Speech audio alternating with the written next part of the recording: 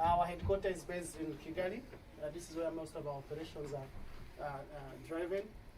We started in 2008, and we started mainly with two districts. It was Rulindo and Kichukiro at that time. Rulindo being a rural district, Kichukiro being a city or urban district. Our activities mostly focus on water, sanitation, and hygiene.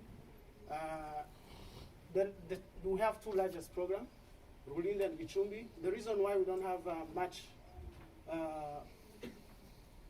activities in Kigali is because in the Kichukiro district, which is part of the Kigali city, is because the water supply services in Rwanda, how it is subdivided, most of the urban part, all the urban parts are managed by the National Water Utility, which is WASAC. And that means they are responsible for infrastructure development and operation maintenance and capital replacement. For the rural district, it's a bit different. We have district partnering with partners or donors to implement infrastructure, but also looking for private operators who come to manage and provide the services. So that's why we have most of the infrastructure development in the rural districts and few in Kigali, because they have most of the money from the government. And we have sanitation promotion. I'm not going to talk about that. Olivier, my colleague, has mentioned most of the things. We are using sanitation marketing, but we also support the central government. So my presentation will mostly focus on the full life cycle costing. It's a bit like a story. It's like a journey. It started with Rulindo, with our former CEO, Ned, with the mayor of Rulindo. They started to say, okay, like it was in 2010, they started to say, okay, I'm going to help you to solve the water supply, the water issues in your district, and let's start with 4 sectors. Then they say, okay, but in their thinking, they think big. They wanted to think big. They say, why don't we limit ourselves to 4 sectors, while Rulindo district have 17 sectors? They say, why can't we aim to reach all the 17 sectors? I don't have that money, and the district doesn't have that money, but let's plan for the 17 sectors. And that's how it started. When they were starting, it was that they were thinking that let's put infrastructure, we'll have the money, and we'll solve the problem.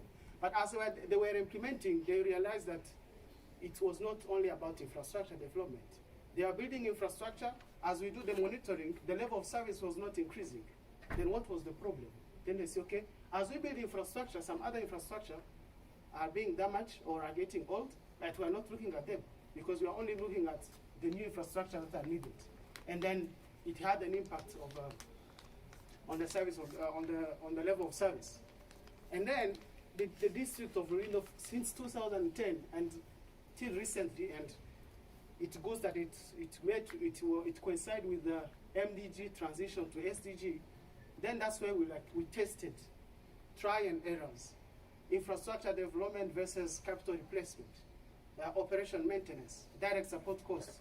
And then with all those trying and errors, that's when we came up with a district-wide approach.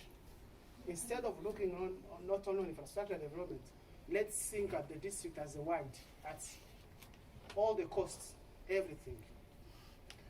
We are going to celebrate this month infrastructure coverage in Rulindo, but that does not mean that we have achieved everything. The level of service is still around 85%. Part of because of the large infrastructure development that has taken place since 2010, but we still have some issues related to service delivery, related to capital replacement, and related maybe to monitoring from the district. Then this came as maybe one of the solutions. We have tested this approach in Rulindo. We might maybe know the area or the way or the path to go through. But now let's start in another district, starting from scratch. Let's plan everything from the beginning, and then let us see how much it will cost us. And then this is how the district-wide approach was born. It is like, it's a continuation of the Everyone and Forever. Olivier talked about it. The Everyone Forever that I mentioned, I did not mention maybe the name, I just mentioned how it works. Ned and the mayor of Rwanda, when they said, okay, let's meet all the villages, all the households, all the clinics, all the schools, everyone. And let's make sure that they will continue to enjoy the service forever. So that one gave birth now to the district-wide approach, to provide a systematic support to the district authority to fulfill their functions, not only in giving the service, but also ensuring that the service is going to be provided, and support them in whatever they want, and also in making sure that the enabling environment is there, not only at the district, but also at national level. The district-wide approach focused on the district as a geographical entry point, with the goal of the district having a good system, good plans, good finances, good human resources, everything, so that we are sure that if everything is there, well, let's look for the money, let's build the infrastructure, and these people are going to look after it. They will going to implement and see, ensure that it provides the services. The approach was not only tested in Gicumbi. It was tested in four other more districts with the collaboration of partners. It was not only Water for People, but we had also Water Aid and WASAC, which tested the approach in 5 more districts. The districts were distributed in a way that the different corners of the country are represented. Water for People is in the north, Water Aid is in the eastern part. We have WASAC, which is the national implementing arm of the government, in the northern western part. And we have the government and Water for People and UNICEF, who are trying to cover those people who do not really have a direct development partner. But everything was coordinated by the Ministry of Infrastructure. With that approach, all those partners that I just mentioned agreed to use the same approach, the same tools, the same indicators, the same questionnaire, to make sure that we are all using the same model. Let's test it in the 5 districts, and then after testing the 5 districts, let's see what comes out of the 5 districts, and then we can scale from that, from those results. The idea was to have all the costs assessed: the capital expenditure, capital maintenance, the operational expenditure, the direct support costs, and of course, the water resource management. Now, it should be district. We have managed to calculate all these costs, which is, I'm going to take you through that. And now we are in the process of now putting a good narrative aspect of it, and maybe have a strong document beyond the figures. These are the steps that we followed. We first assessed, and these are the steps, the activities, and maybe some of the outputs. We first assessed the service. What is the level of service? Where are we starting from? What are the assets available? And then what is the capacity of the district? And then we have to set a vision. Where do we want to go? Of course, this vision was led by the national government. The national government has a vision, 2020, 2050, government target, government program. And then we assess the cost. And this is where mostly I'm going to focus. And then we identify the source of funding, and then we give recommendation to the district. These are the different activities that were conducted, and these are the different outputs received. And then after getting all the costs, I'm sure most of you are familiar with this graph. These are the costs required to ensure sustainability of the service. This is the big cake, where everyone needs to know, okay, we are finding this is. Most of the people in developing countries are focusing on this. They are forgetting all of this: the OPEX, the CAPMANEX, direct support costs, what are the indirect costs, and what are the costs of capitals. And they don't know. It's few people who do the analysis of how much do I get from the taxes, how much do I get from the tariffs, and how much do I get from the transfers. And of course, where are the gaps? Most of the time, all these 3 T's are not enough to even fund to buy the whole cake. We can buy maybe the capital investment, but we are missing the capital replacement. And how do we do that? We have the costs for everything required. This is the cake. This is the source of fund. This is the contribution of the tariff. This is the contribution of the taxes. This is the contribution of the transfers. And of course, the big gap.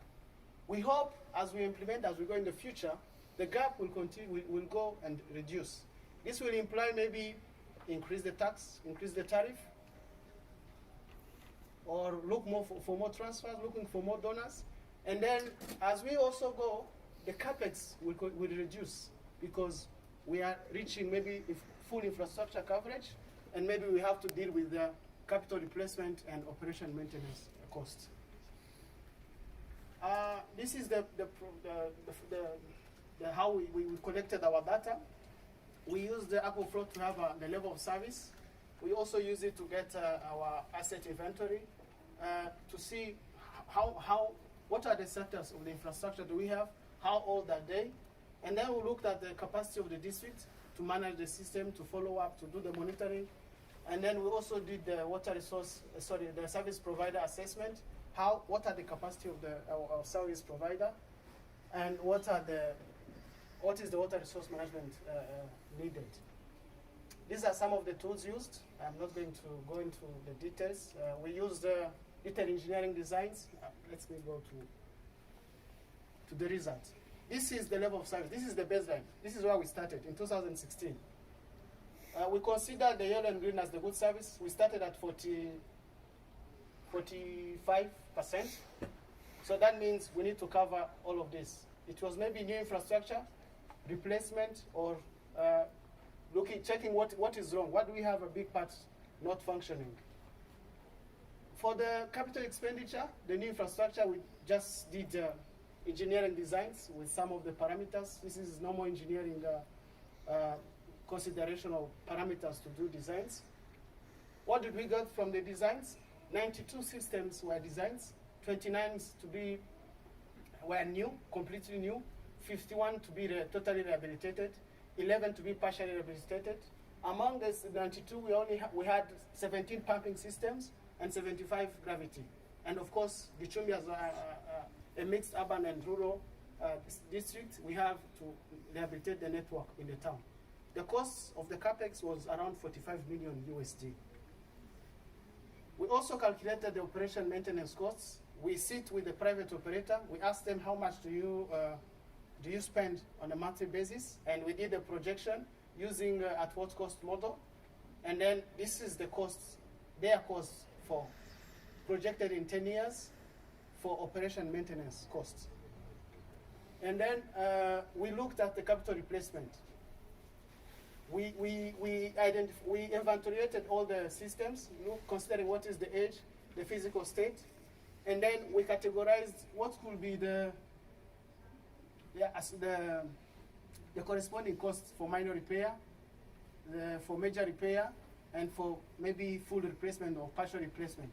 And we put some definition. If a system was in normal condition, poor condition, and does not function, those were the associated costs. And then we put unit costs for each specific component, and then we came up with the cost based on the age and the cost based on the physical state. And then we distributed it in 10 years. Based on the physical condition, we divided it into short-term, medium-term, and long-term. And then we also did the capacity assessment. We asked the district, what are the activity needed for you to reach, to control everything, to monitor everything? And then we looked at how many days we normally work in a year. From that, we look at how many staff then are they required. And then by putting a cost to the salary of new staff needed and the monitoring required, this was the ideal cost for the direct support cost, and this is the current. Currently, this is normally what the district budget for capacity for direct support cost. And then we look for the water resource management plan. We did a study to see this is our systems. We need to protect them. How do we protect the hills for erosion, for landslides? And we put the cost on it. And then we bring all those costs together, and then we look where do normally districts get the money for capex? It comes from development partners and the transfers and taxes. What does the district get money for CapManex? Where does the money for OPEX comes from, and where the money for direct support costs come from? And then this is the full life cycle costing, distributed in 10 years. This is the costs needed for the 10 years, and this is the source. And of course, these are the gaps. Maybe the colors are not well, but this is black. showing that this is what you are missing for you to reach your target in the next 10 years. These are the recommendations we are making for the district. Even though you have secured funds for capital investment, but in 2025, you are requested to build a new treatment plant to cover the urban demand. The development partner are not funding this. That means the government needs to fund that money. The tariff is covering OPEX, and the private operator are happy, so they're not complaining. We believe if it continues like that, we don't have a gap for operation maintenance. However, we still have to go back. Is this profitable? Is it profit making? The district, they are not allocating any single coin for capital replacement. So all this gap you've seen here, most of it is capital replacement. So they are not planning for capital replacement. And then they also need to increase the number of staff, allocate more money for transport, for monitoring, and make sure that the staff at the district, the technical staff, understand their role in following up the service delivery. The full SO costing plan, we hope, we are recommending that to the national government now.